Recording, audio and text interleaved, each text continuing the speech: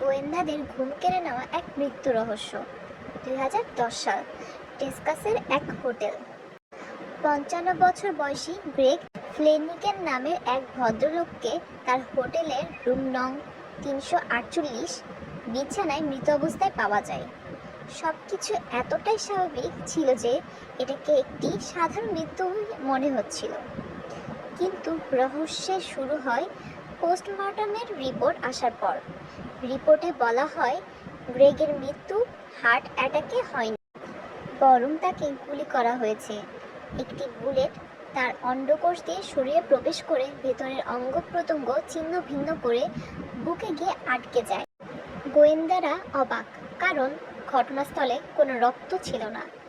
বাইরে থেকে শরীরে গুলির কোনো স্পষ্ট ক্ষতচিহ্ন খুঁজে পাওয়া যাচ্ছিল না, যা দেখে মনে হবে গুলি লেগেছে। ঘরে বা আশেপাশে কোনো বন্দুক বা গুলির খোসা পাওয়া যায়নি। ঘটনাটি ছিল বিজ্ঞানের দৃষ্টিতেও বেশ জটিল। গুলির প্রবেশদ্বার এতটাই ছোট এবং এমন একটি স্পর্শকাতর জায়গায় ছিল যে মৃত্যুর পর শরীরের চামড়া সংকুচিত হয়ে সেই ছিদ্রটি প্রায় বন্ধ হয়ে যায়।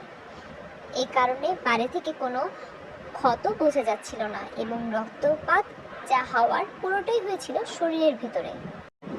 এই কারণেই বাইরে কোনো রক্তের দাগ ছিল না। কয়েক মাস তদন্তের পর গোয়েন্দারা অবশেষে গ্রেগের ঘরের দেয়ালের এক কোণায় প্রায় চোখেই পড়ে না এমন একটি ক্ষুদ্র ছিদ্র খুঁজে পান।